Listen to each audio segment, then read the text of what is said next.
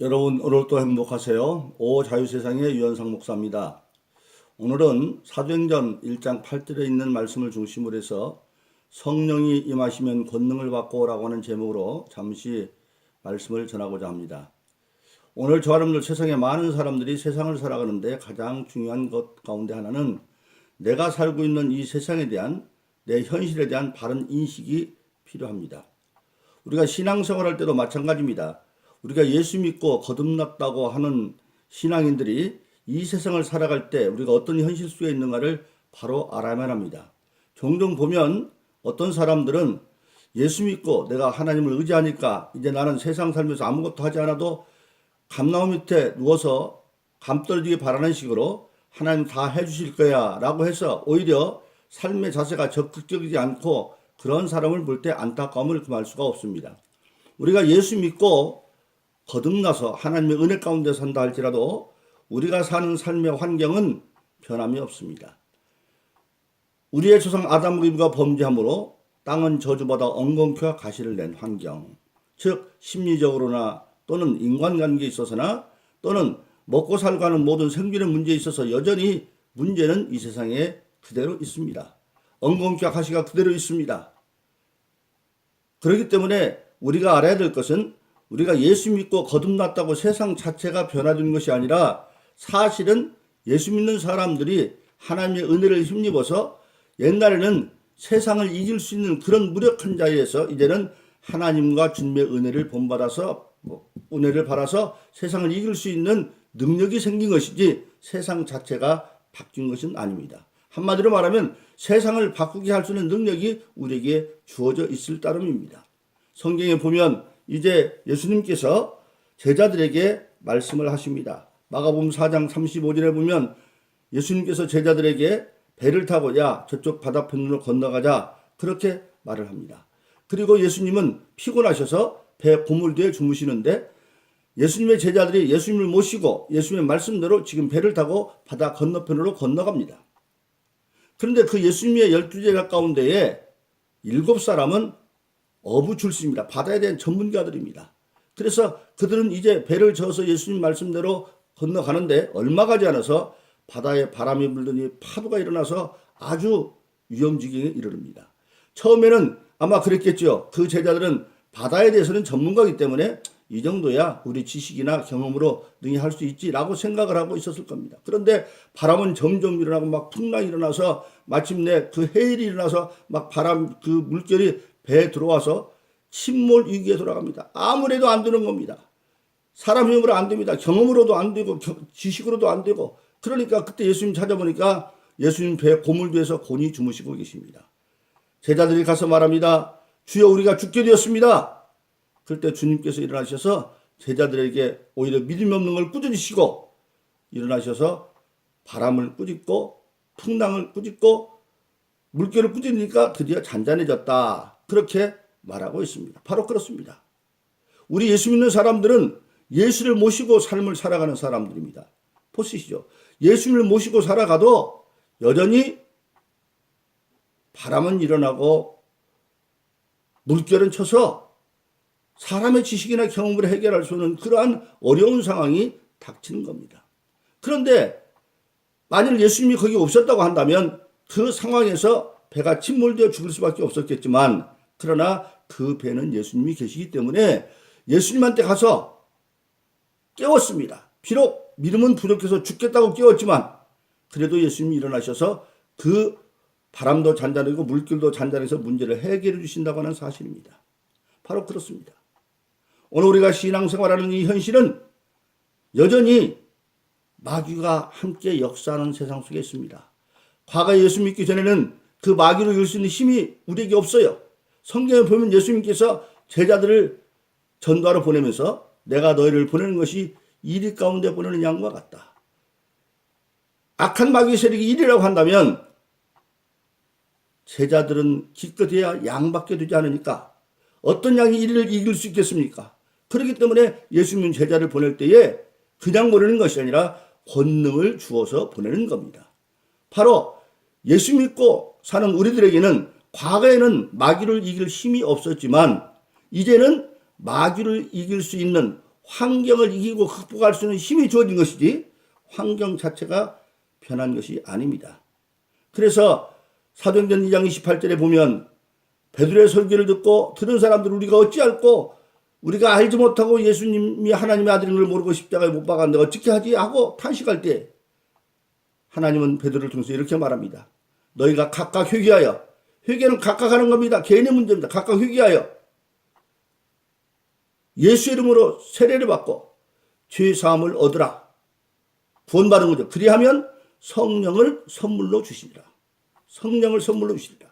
즉 그 권능이 성령입니다. 왜 성령을 주냐? 마귀는 예수 믿었다고 이제 저 사람은 하나님에 속했으니까 우리가 건드리면 안 돼. 그렇게 하는 게 아닙니다. 처음부터 말씀을 드렸습니다마는 마귀는 여자의 후손에 발뒤꿈치를 물고 들어진다. 하나님의 권세에 끝까지 도전하는 세력이기 때문에 예수 믿고 거듭났다고 그냥 되는 거 아니라 다시 타락시켜서 다시 지옥 가게 만들려고 하는 것이 마귀입니다. 즉 한마디로 마귀는 인간을 끝까지 멸망시키는 의지를 포기하지 않는 악한 세력이 마귀입니다. 근데 그 마귀를 이기려면 하나님이 우리 인간의 힘만은 안 되기 때문에 그 마귀를 이길 수 있는 권세 있는 영으로 성령을 주신 겁니다. 성령은 창조하신 아버지 하나님, 인간으로 오셨던 아들 예수 하나님, 그리고 영으로 계신 하나님, 삼위 하나님으로 그 하나님과 똑같은 권세와 능력을 가지고 계신 분이기 때문에 그 성령을 예수 믿고 거듭난 자들에게 주어서 성령으로 말미암아 악한 마귀의 세력을 이길 수 있는 권세를 우리에게 주셨다고 하는 사실입니다.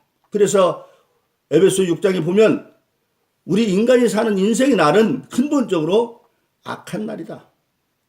어떻게 악한 날? 마귀가 온갖 가지 인간이 판단하기 힘든 괴계를 통해서 우리를 죽이려고 하는 전쟁 상태다. 그래서 너희는 정말로 하나님의 전신갑주를 취해서 입고 악한 마귀와 대적하라고 말하고 있습니다. 그럼 능히 승리할 수가 있다. 오늘 그래서 저와 여러분들이 알아야 될 것은 예수 믿고 거듭나도 우리는 마귀와 영적 정증 상태에 있다고 하는 것을 알아야 됩니다. 다만 우리는 이제는 성령을 받았기 때문에 하나님의 영인 성령으로 말미암아 악한 마귀를 이길 수 있는 능력이 우리에게 주어져 있는 것입니다. 그래서 예수 믿는 사람들은 과거 같으면 그런 문제가 일어났으면 겁나서 벌벌 떨지 모르지만 이제는 떨지 않습니다. 왜? 하나님의 영인 성령을 통해서 우리가 그 어떤 문제에 대해서 해결할 수 있는 지혜도 없고 힘도 없고 그렇기 때문에 담대하게 살아갈 수 있고 하나님은 그런 우리를 위해서 세상 끝날까지 홀로 버려두지 않는다고 말했습니다. 로마서 8장 31절에 이하에 보면 이렇게 말하고 있습니다. 하나님이 우리를 위하시면 누가 우리를 대적하겠느냐. 그 아들을 아낌없이 주신 하나님이 그 아들과 함께 모든 것을 은사로 주시지 않겠느냐. 하나님께서 예수 그리스도를 주신 것처럼 모든 걸 은사로 다 줄 수 있다고 성경은 말씀하고 있는 것입니다.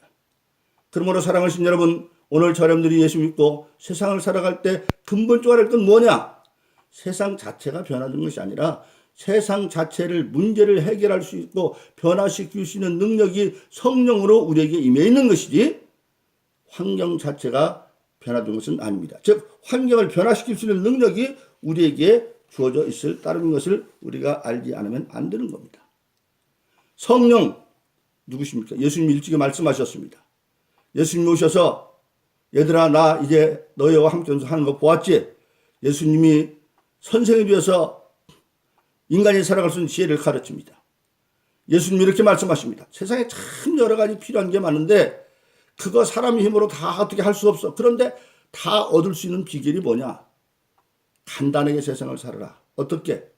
너희는 먼저 그 나라와 그 일을 구하라. 즉 하나님이 원하는 대로 살아가면 그 모든 것은 더해준다. 더하여 줄 것이다. 즉 신앙인은 그래서 세상을 점점 간단하게 사는 겁니다. 하나님만 의지하고 살다 보면 그 하나님이 우리로 할 수 없는 모든 것들을 은혜로 할 수 있도록 해 주신다고 하는 사실입니다. 간단하게 그렇게 가르친 예수님이 그리고 바로 뭡니까? 어려움을 당한 날 보면 같이 울어주면서 불쌍했던 예수님. 그리고 또 도저히 사람으로는 해결할 수 없는 절망적인 상태. 일찍이 부모를 여의고 두 자매가 마르다와 마리아라고 하는 두 처녀가 오빠인 나사로와 함께 살아가는데 그 나사로가 죽어서 장사되어 이제 무덤에서 썩은 냄새까지 나는데도 불구하고 예수님이 오셔서 나사로야 걸어 나오라. 걸어 나옵니다. 죽은 자도 살립니다. 그렇게 전능하신 예수님이 바로 우리를 보호하시고 우리에게 은혜를 주시고 우리를 가르치는 선생이었는데 예수님 말씀하십니다. 내가 아버지께 가면 나와 같은 다른 보혜사를 보낼 것이다. 그게 바로 성령입니다.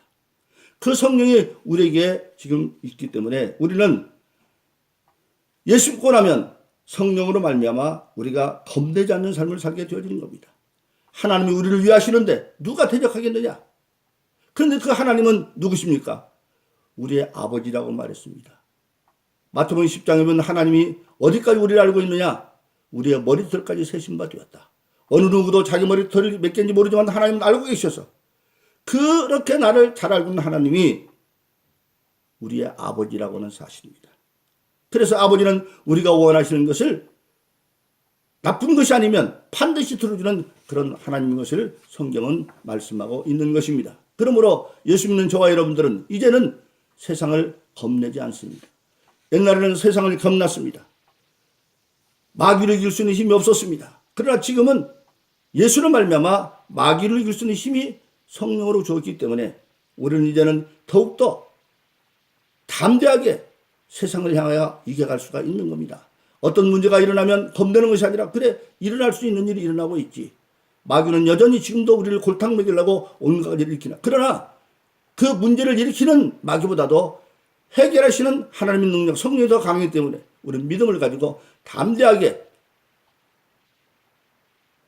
내게 능력 없이는 우리가 모든 걸 할 수 있다. 빌립보서 4장 13절에 있는 말씀처럼 로마서 8장 이제 37절은 결론적으로 말합니다. 그러므로 사랑하시는 말씀 너희가 넉넉히 이기느니라. 그 말씀을 믿어서 우리가 예수 이름으로 성령의 도움 받아서 현실을 변화시키는 담대한 능력의 삶을 살아가기를 예수 이름으로 축원합니다. 오 자유선생의 유현상 목사였습니다. 오늘도 행복하십시오. 감사합니다.